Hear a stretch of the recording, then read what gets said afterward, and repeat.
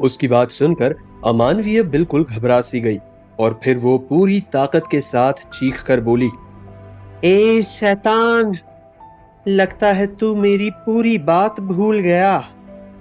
अगर मैं दिव्य कैद की शक्तियों को खोल सकती हूँ तो मैं उसे दोबारा से बंद भी कर सकती हूँ।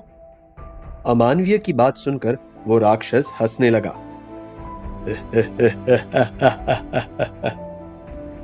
मूर्ख इंसान, तुम एक युद्ध के मैदान में हो। यहाँ तुम्हारे पास ना तो दिव्य सामग्रियां है और ना ही तुम्हारे पास मंत्रों को पढ़कर मुझे कैद करने का वक्त। इस दुनिया पर अब केवल राक्षसों और शैतानों का ही राज होगा। मेरे पूर्वजों ने दुनिया के दूसरे बड़े योद्धाओं के साथ मिलकर तुम राक्षसों से युद्ध किया और अंत में मेरे ही पूर्वज ने अनंत मणि के जरिए तुम शैतानों को हमेशा के लिए कैद कर दिया। अब मैं इस युद्ध को रोककर ये बात इन सारे योद्धाओं को बता दूंगी। हम सभी एक साथ मिलकर तुम सभी राक्षसों को रोकेंगे और फिर। वो अपनी बात पूरी कर पाती उससे पहले ही शौर्य ने ड्रैगन स्वॉर्ड के जरिए अमानवीय के सिर को उसकी धड़ से ही अलग कर दिया। उसके खून के छींटे शौर्य के मुंह पर भी जा लगे और शौर्य ने उसे साफ भी नहीं किया। तभी युद्ध क्षेत्र के बिल्कुल बीच में बिजली कड़कने लगी। तुरंत सारे योद्धा पीछे हट गए और उस खाली जगह पर शून्यता का एक बहुत ही बड़ा द्वार खुलने लगा। उस द्वार से एक नगाड़े की आवाज आने लगी।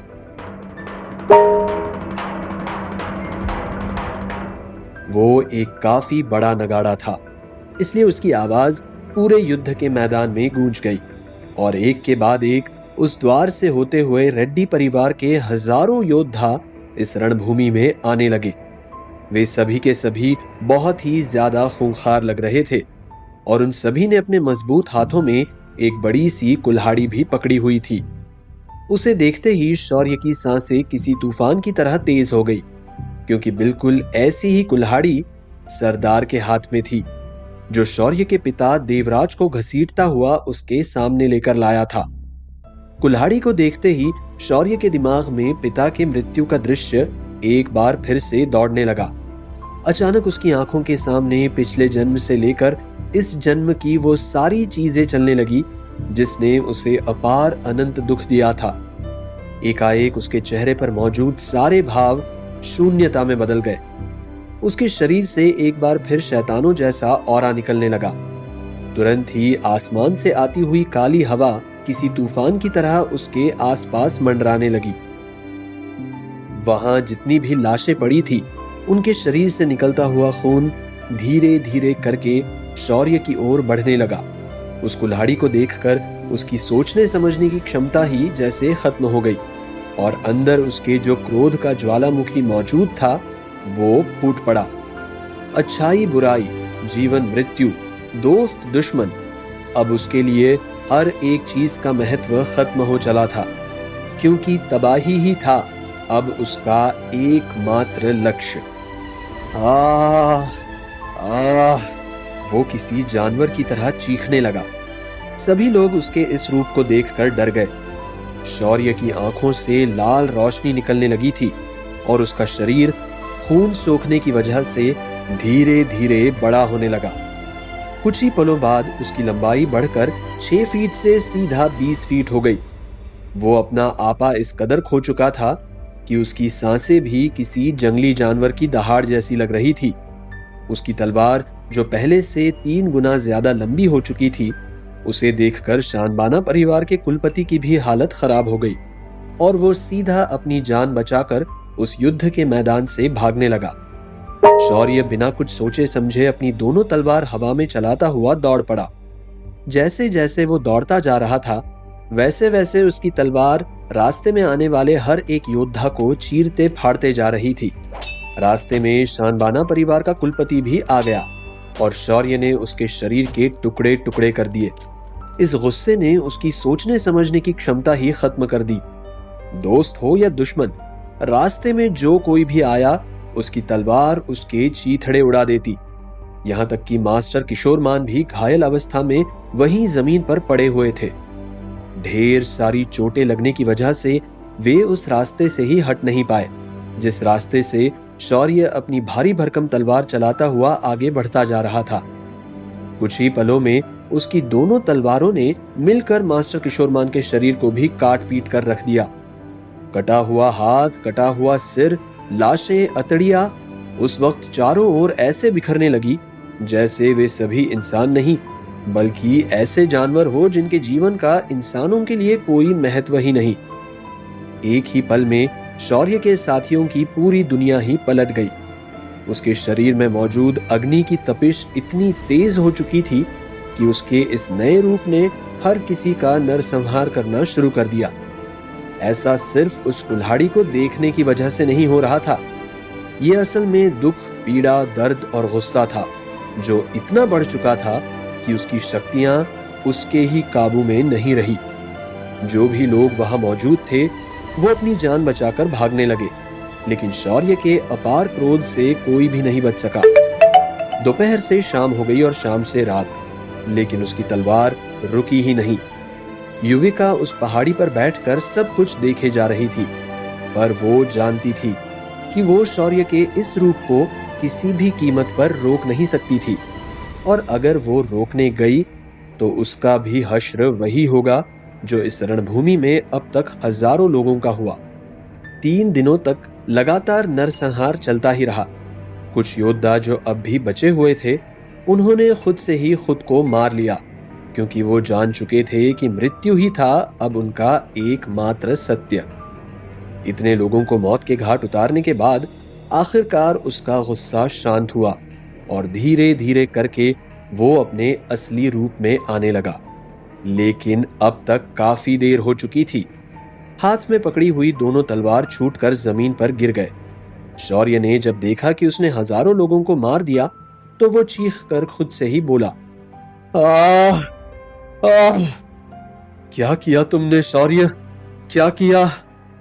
तुमने अपने ही लोगों को मार दिया। हाँ, तुम इंसान नहीं बल्कि एक शैतान से भी बदतर हो। जीवित क्यों हो तुम अभी? इनकी जगह तुम्हें मर जाना चाहिए था। खुद से ही बातें करता हुआ वो अपने घुटनों के बल गिर गया। खून से लाल हो चुकी मिट्टी उसने अपने हाथ से उठाई और चीख पड़ा, तुम अगर अपने गुस्से को काबू कर लेते तो आज इतने लोगों की जान नहीं जाती इतने लोगों की जान शौर्य। काश तुम अपनी तलवार से अपना गला काट देते। काश तुम यहां आए ही ना होते। काश तुमने तलवार चलाना सीखा ही नहीं होता। काश तुम्हारा दूसरा जन्म ही ना होता। क्यों पुनर्जन्म कराया आपने मेरा ब्रह्मदेव, क्यों? उसकी आंखों से आंसू बहते ही चले जा रहे थे। तभी अचानक धरती हिलने लगी और उसके शरीर को भूकंप के झटके लगने लगे। उस पल में उसे ऐसा महसूस हुआ जैसे कोई चीज पूरे आवेग के साथ उस ओर बढ़ती चली आ रही थी। इसलिए वो तेजी से दौड़ता हुआ पहाड़ की चोटी पर जा पहुंचा, और जब उसने पूरे दृश्य को देखा तो उसका शरीर कांप उठा। लाखों करोड़ों राक्षस उत्तरी राज्य की ओर बढ़ रहे थे। उसने ध्यान नहीं दिया, पर युविका भी वहीं पास में ही बैठी थी। एक नजर शौर्य को देखने के बाद वो उन राक्षसों को देखने लगी और फिर वो उससे सीधे तौर पर बोली, ये राक्षस इसी वक्त का इंतजार कर रहे थे। पूर्वी और उत्तरी साम्राज्य के सारे शक्तिशाली योद्धा मारे जा चुके हैं। चारों महान परिवार भी पूरी तरह से नष्ट कर दिए गए। जब तक वे जीवित थे, ये शैतान इंसानी दुनिया में आने से डरते थे, क्योंकि उन्हें पता था कि वे इतने सारे योद्धाओं का सामना एक साथ नहीं कर सकते। हमारी पृथ्वी अब कमजोर हो चुकी है, क्योंकि 2 दिशाओं के सारे ताकतवर योद्धा मारे जा चुके हैं। पूर्वी दिशा पर सुबह ही इन शैतानों ने कब्जा कर लिया। वे अब उत्तर दिशा की ओर बढ़ रहे हैं। वहां पर भी उन्हें कोई परेशानी नहीं होगी। आज की सुबह तक तुमने लगभग सारे योद्धाओं को मार दिया था। उसी वक्त मुझे उनकी मौजूदगी का सबसे पहले आभास हुआ। उत्तर में जाने का मतलब ये है कि उन्होंने हमारे पूर्वी क्षेत्र को अब तक तबाह कर दिया है और अब उन्हें पूरी पृथ्वी पर कब्जा करने में ज्यादा वक्त नहीं लगेगा। हमारे पास तलवार के देवता है, मुझे उनकी शक्तियों पर यकीन है, लेकिन करोड़ों शैतानों को खत्म करने में उन्हें भी जितना वक्त लगेगा उतने में पृथ्वी के सारे इंसान मार दिए जाएंगे। तुम उन्हें हरा तो दोगे शौर्य विजय, लेकिन नतीजा शून्यता के अलावा कुछ भी नहीं निकलेगा। शौर्य ने युविका की ओर देखा, पर उसने कुछ बोला ही नहीं, क्योंकि वो जानता था कि उसके द्वारा कहे गए हर एक शब्द सच थे। उन राक्षसों के साथ साथ अनगिनत संख्या में दूसरे शैतानी जीव भी थे, जिनमें से कुछ की लंबाई 50 फीट के करीब थी। वे सभी जीव नरभक्षी भी थे। उन्हें खत्म करना और भी ज्यादा मुश्किल था। शौर्य चाहता तो उनसे लड़ सकता था, लेकिन राक्षसों की इतनी बड़ी सेना को खत्म करने से पहले ही पूरी इंसानियत को इस धरती पर खत्म कर दिया जाता, क्योंकि इतनी बड़ी सेना को खत्म करने में उसे महीनों लग जाएंगे और तब तक ये राक्षस पूरी पृथ्वी पर फैलकर उसे पूरी तरह से तबाह कर देंगे। जब उसे कुछ भी समझ नहीं आया तो उसने झुंगरू ट्राइब जाने का फैसला किया। उसने अपनी दोनों तलवारें पीछे ही छोड़ दी, क्योंकि उसी हथियार से उसने अपने ही लोगों की जान ली थी। यहां तक कि उसने अपने बचपन के मित्र को भी नहीं छोड़ा। ये सारी बातें उसके मन को इस तरह खाए जा रही थी कि उसे अब इस जीवन का कोई अर्थ ही नहीं दिख रहा था। युविका में इतनी शक्ति नहीं थी कि वो उन शैतानों की अंतहीन सेना को हरा सके, लेकिन फिर भी वो उड़ते हुए उन शैतानों की ओर बढ़ गई। लाखों शैतानों के बीच वो अकेले ही लड़ने लगी। उसे पता था कि यह उसका अंतिम दिन होगा, लेकिन फिर भी उसे इन सारी बातों का फर्क नहीं पड़ा, क्योंकि आज नहीं तो कल उसे इन शैतानों के हाथों से मरना ही था। इसलिए उसने लड़ते हुए मरना चुना। शौर्य चुपचाप झुंगरू ट्राइब की ओर निकल पड़ा। ट्राइब की ओर जाते हुए उसके अंतर्मन में बस केवल एक ही बात चल रही थी कि वो इन सारी चीजों को कैसे ठीक कर सकता है। लेकिन घंटों सोचने के बाद भी उसे कोई भी रास्ता नहीं दिखाई दिया। शौर्य जब झुंगरू ट्राइब पहुंचा तो उसने पाया कि उन राक्षसों ने ट्राइब के बचे हुए लोगों को भी खत्म कर दिया है। अब वहां बस उनकी हड्डियां ही बची थी, क्योंकि उन सब के मांस उन शैतानों के द्वारा खा लिए गए थे। ट्राइब में उसे कुछ राक्षस भी मिले, लेकिन उसके ऑरा को देखकर उन्होंने उससे भिड़ने की गलती नहीं की और शौर्य सीधा अपने झरने के पास वाले घर की ओर निकल पड़ा। पर उसे भी उन राक्षसों ने तबाह कर दिया था। उसकी हालत बिल्कुल किसी जिंदा लाश की तरह हो चुकी थी, इसलिए वो चुपचाप नदी के किनारे पर जाकर बैठ गया। उसके आंसू भी बहते चले जा रहे थे और नदी भी बहती चली जा रही थी। एकाएक उन काले बादलों से तेज बारिश भी होने लगी। तभी गंगोत्री नदी के बीच में शौर्य ने अजीब सी हलचल महसूस की। ऐसा लगा जैसे अंदर कोई राक्षस मौजूद था, जो तेजी से बढ़ता हुआ उसकी ओर आ रहा था।